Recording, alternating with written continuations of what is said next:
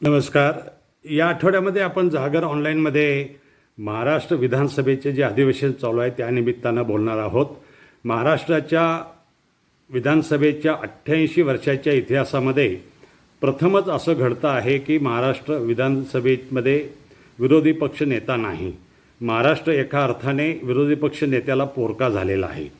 महाराष्ट्र विधानसभेचा विरोधी पक्ष नेता निवडण्याचे निकष असे आहेत की त्या पक्षाकडे किमान एकूण सदस्य संख्येच्या 10% सदस्य असणं आवश्यक आहे.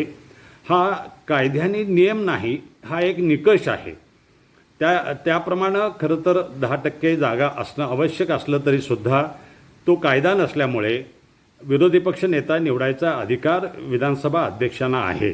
यापूर्वी असं घडलेलं आहे. महाराष्ट्राच्या विधानसभेमध्ये किमान 10% सदस्य संख्या नसलेले विरोधी पक्ष आजवर होऊन गेलेले आहेत आणि त्यांना विरोधी पक्ष नेता पद देण्यात आलेलं आहे. 1962 ते 1972चं उदाहरण घेता येईल की त्यावेळेला शेका पक्षाकडे 16, कधी 19, कधी 21 सदस्य संख्या होती. तरी देखील 1962 ते 72 कृष्णराव धुळप हे शेका पक्षाचे विरोधी पक्ष नेते सलग 10 वर्ष होते. आणि ही परंपरा घालून देण्याची पद्धत, ही संसदीय आचारसंहिता यशवंतराव चव्हाणांनी तयार केली आणि त्याप्रमाणे विरोधी पक्षाला देखील सन्मानानं वागवण्याचा निर्णय त्या काळात घेतला होता. महाराष्ट्राच्या 88 वर्षाच्या विधानसभेच्या इतिहासामध्ये विरोधी पक्ष नेता नाही असा एकही दिवस नव्हता.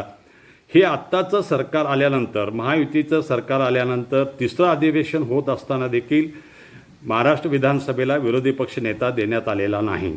वास्तविक महाविकास आघाडी ही शिवसेना, उद्धव ठाकरे गट, काँग्रेस आणि राष्ट्रवादी शरद पवार गट या तिन्ही पक्षांनी मिळून एकत्र लढवली होती. त्यामुळं त्यांना एक घटक पक्ष मानला पाहिजे आणि त्यांच्याकडे 46 आमदार आहेत. त्यामुळं त्यांना विरोधी पक्ष नेतापद द्यायला पाहिजे. शिवसेनेकडे सर्वाधिक 20 सदस्य आहेत. त्यामुळं हा निकष सांभाळून विरोधी पक्ष नेता देणं आवश्यक आहे. जितकं सत्ताधारी पक्षाला महत्त्व आहे विधिमंडळामध्ये, तितकंच महत्त्व किंबहुना लोकांचा आवाज, लोकांच्या अपेक्षा मांडण्याचा अधिकार हा विरोधी पक्षांना आहे. त्यांना संविधानिक दर्जा प्राप्त करून देणं हे क्रमप्राप्त आहे आणि महाराष्ट्राची ही परंपरा सांभाळली पाहिजे याची चर्चा या जागर ऑनलाईनच्या या आठवड्याच्या लेखात केलेली आहे. आपले मत, आपल्याला काय वाटतं याच्यावर प्रतिक्रिया नोंदवा. धन्यवाद.